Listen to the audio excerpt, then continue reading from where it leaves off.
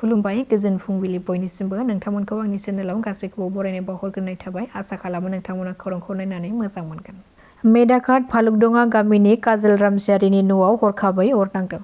अर खामनायनि जाहोनाव गासिबो लाइ लथर आरो गोनां मुवाफोरा खामनानै सेवहांगार जायो। न'खरनि सुबुंफोरा फोरमायथिनाय बादिब्ला अर खामनाय समाव न'आव रावबो गैयामोन। न'नि बिगोमा काजल रामसियारिया मेदाखात सकनि गावनि गलायाव दंहैयोमोन होननानै फोरमायथिदों। नाथाय अरा माबोरै नांखो बेखौ मिथिनो हानाय जायाखै। जाथाय जानायाव अर खोमोरग्रा हान्जाखौ अरखौ खोमोरनो लेंहरदोंमोनब्लाबो नाथाय गोबां अरा खामनानै साग्लोबखाबायमोन, जायनि जाहोनाव न'नि गासिबो गोनां मुवा बेसादफोरा खामनानै सेवहांगार जायो। तामुलपुरनि दाब जायगायाव जौगाखांहोनायनि थाखाय खामानि मावनो अन्थाइ खाम्फा गायसनदों एमएलए जलेन दैमारि बिथाङा। मैया गुमारिकाटा हाथाइनि साखाथियाव एमएलए फान्डनि जोहै जौगा थाखोनि बिजाब लाइब्रेरि फसंथान गायसननो थाखाय अन्थाइ खाम्फा गायसनदों।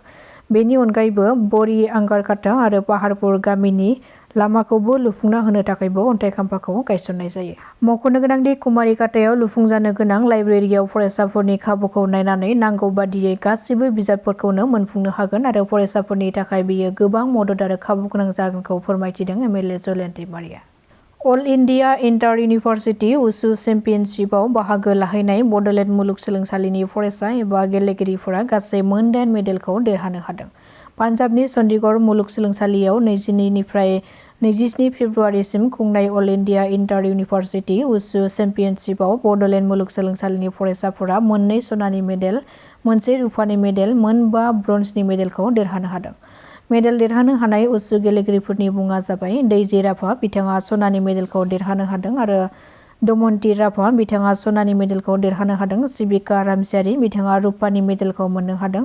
हेमसोरां ब्रह्म, कमल कुमार बर' आरो आजोलि दैमारि मोनहा ब्रन्जनि मेडेलखौ देरहानो हादों। धेमाजि जिल्ला दुलाराय बर' आइजो अनसाय आफादा मोनसे खौरांगिरि मेल खुंफुंदों।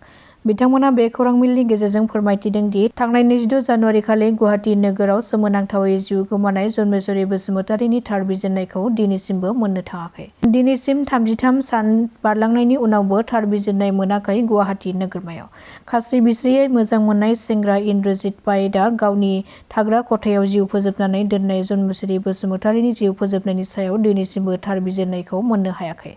धेमाजि जिल्लानि सानजारि नोगोर सिमेन्ट सापरियाव थानाय 3 नं महनपुर गामिनि राजु बसुमतारीनि फिसाजो जन्मेश्वरी बसुमतारीनि थार बिजिरनाय नागिरनानै खौरांगिरि मेलनि गेजेरजों धेमाजि जिल्ला दुलाराय बर' आइजो अनसाय आफादा थार फिननायखौ मोनैनि थाखाय गोख्रों रावजों सोंखारिदों।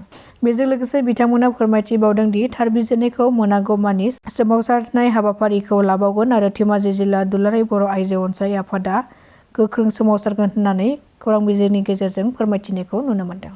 गरेस्वर गान्धीबारि नांजाबनाय मुंख्लं मनेस्वर बसुमतारी लामानि बेलबारि मुंनि गामियाव लुबाय थानाय गंसे दालांनि सायाव गोख्रों अजद दैखांदों गामिनि रायजो राजाफ्रा। तामुलपुर जिल्लानि गरेस्वर सकनिफ्राय गान्धीबारिजों नांजाबनाय मुंख्लं मनेस्वर बसुमतारी लामाया लुफुंगासिनो दङ। नाथाय बेनिनो बेलबारि गामिनि लोखि जाम्फैनि साजों लुफुंजानाय गंसे बक्स कालभार लुनाय जादों। नाथाय बे गोदानै लुनाय बक्स कालभारआ गावनायखौ नुनानै गामिनि रायजो राजाफ्रा गोजोननाय गैयैखौ फोरमायदों, जायनि थाखाय बे कालभारनि सोलायै मोजां थाखोनि दालां बानायनो थाखाय खावलायदों। जायनाखि बे दालाङा दैज्लां बोथोराव अखानि दैजों बुंजोबो, जेराव बे गोदानै लुनाय कालभारआ थावरिनो हानाय नङा होननानै गोख्रों अजद दैखांदों गामिनि रायजो राजाफ्रा। बाक्सा जिल्लानि सिमला सनसलियाव गारिनि जाब्रबथायजों मिजिं मुसाहारि मुंनि सासे फरायसाया जिउ खहा जादों।